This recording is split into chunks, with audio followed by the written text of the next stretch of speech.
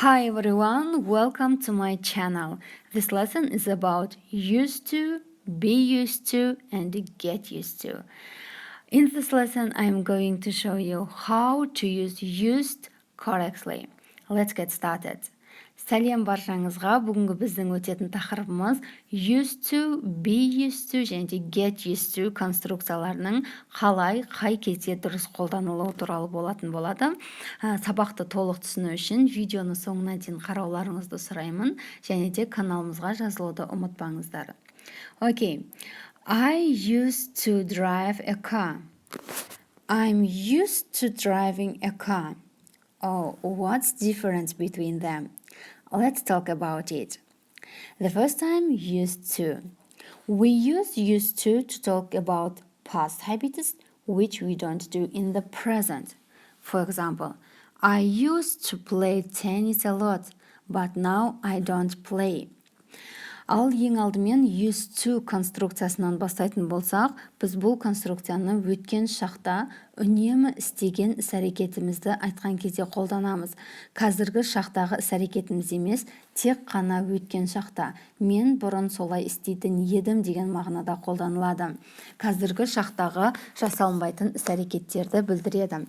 Мысал үшін, I used to play tennis a lot, but now I don't play.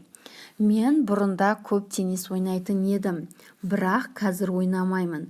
Яғни, бұрынғы өткен іс-әрекетімізді, дағдымызды, қайталанып отыратын әдетке айналған дағдыларымызды айтқан кезде қолданамыз. Тек қана өткен шақта, қазіргі шақтағы іс-әрекетімізді айтқанда емес. Мен бұрын солай істейтін едім. Тағы бір мысалға тоқталатын болсақ, he used to travel a lot. These days he doesn't go away very often. Ол бұрында көп саяхаттайтын еді, бірақ осы күндері ол ешқайда шығып жүрген жоқ. Anna used to have a long hair, but she cut it some time ago. Бұрын Аннаның шаштары ұзын болатын, бірақ ол бірнеше уақыт бұрын шаштарын қиып тастады. I used to go to a language school, but I finished the course. Мен бұрын тіл курсына баратын едім, тіл мектебіне баратын едім. Бірақ қазір мен бармаймын, өйткені, яғни мен курсты бітіріп қойдым. Ал енді жасалу формасына келетін болсақ, subject plus used to plus verb. Яғни бастауыштан кейін used to конструкциясын қолданамыз, одан кейін негізгі етістікті қою арқылы сөйлем құрай береміз. Мысал үшін, we used to live in London. Біз Лондонда тұратын едік. We бастауыш, subject, used to конструкциясы, ал live бізде verb, яғни етістік. Ал енді болымсыз сөйлем құрауымыз үшін біз past simple шағының did көмекші етістігін қою арқылы болымсыз сөйлем құрай аламыз. Мысал үшін, I didn't used to go to bed late. Мен бұрында кеш жатпайтын едім. Ал енді did көмекші етістігін қойған кезде біз used деп айтпаймыз, тек қана use деп айтамыз. I did not use. Дәл past simple шағының жасалу формасы сияқты. She never used to drink coffee, but now she drinks. Ол бұрында ешқашан кофе ішпейтін еді, бірақ қазір ішіп жүр. Кофе ішеді. Немесе she didn't used to drink coffee. Ол бұрын кофе ішпейтін еді. Ал енді сұраулы сөйлем жасауымыз үшін біз did past simple'дың көмекші етістігін бастауыштың алдына шығарамыз. Did you used to? Did you used to eat a lot of sweets when you were a child? Сен кішкентай кезіңде көп тәтті жейтін бедің. Көп тәттіні қолданатын бедің деген мағынада. Яғни did'ті біз бастауыштың алдына шығарамыз. Used to is always past. There is no present. Яғни біз used to конструкциясын тек қана өткен шақта қолданамыз, present simple'да қазіргі шақта қолданбаймыз.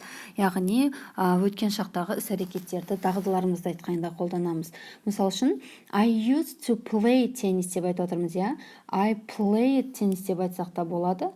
Ал енді used to конструкциясымен сөйлесеңіз, сіздің сөйлеміңіз өте әдемі шығады. Ал енді be used to және де get used to конструкциясына келетін болсақ, бұл біз конструкцияны осы шаққа қатысты дағдыларды айтқан кезде және де істелінетін іс-әрекеттерімізді айтқан кезде осы конструкция арқылы сөйлем құрай алсақ та болады. Мысалы үшін, I'm used to studying English every day. Мен күнде ағылшын тілін оқимын, яғни күнде ағылшын тілін оқып жүрмін. Немесе I study English every day деп айтсақ та болады, ал бірақтан I am used to studying English every day деп айтсаңыз, сіздің сөйлеміңіз әдемі шығады. Тағы да бір мысалға келетін болсақ, he is used to watching football. Ол футбол көреді, яғни күнде футбол көреді деген, яғни оның әдетін, дағдысын айтып тұр. Ал енді жасалу формуласына келетін болсақ, subject plus be used to plus verb plus ing. Яғни бастауыштан кейін be used to, біз бұл жерге be-дің орнына to be етістігін қоямыз, яғни am is a. Және де етістікке біз міндетті түрде ing жалғауын жалғаймыз. Мысал үшін, I'm used to sleeping late. Мен кеш ұйықтап жүрмін. Яғни кеш жату, кеш ұйықтау мен үшін бір қиын емес, мен уже оған үйреніп қалдым. He's used to getting up early in the morning. Ол таңертең ерте оянып жүр.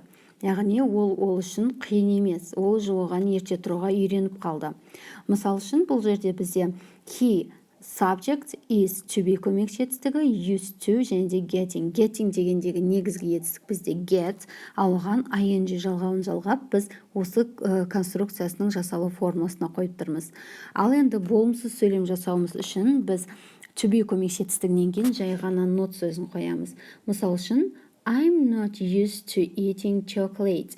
Мен тәтті жеп жүрген жоқпын, яғни мен тәтті жемеймін. She is not used to sleeping with the lights on. Ол жарықты жағып ұйықтай алмайды. Ол үшін қиын нәрсе.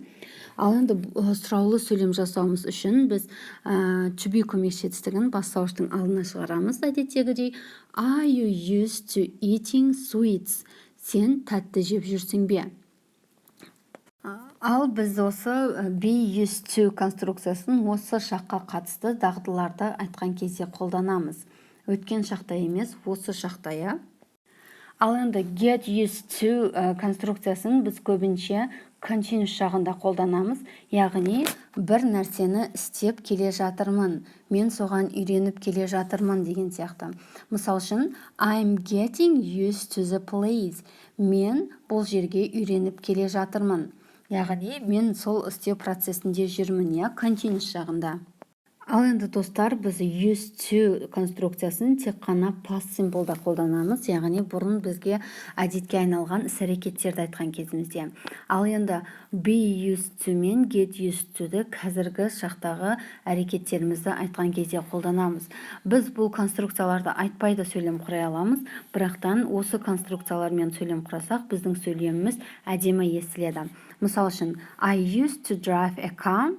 Мен көлік жүргізетін едім. Бұрында, I'm used to driving a car. Мен көлік жүргіземін. Қазір. I used to study English. Мен бұрын ағылшын тілін оқитын едім. I'm used to studying English. Мен қазір ағылшын тілін оқып жүрмін. Бүгінгі сіздерге сабақ түсінікті болды деп ойлаймын. Видеоны соңына дейін қарағандарыңыз үшін рахмет. Каналымызға жазылуды ұмытпаңыздар. Хорс.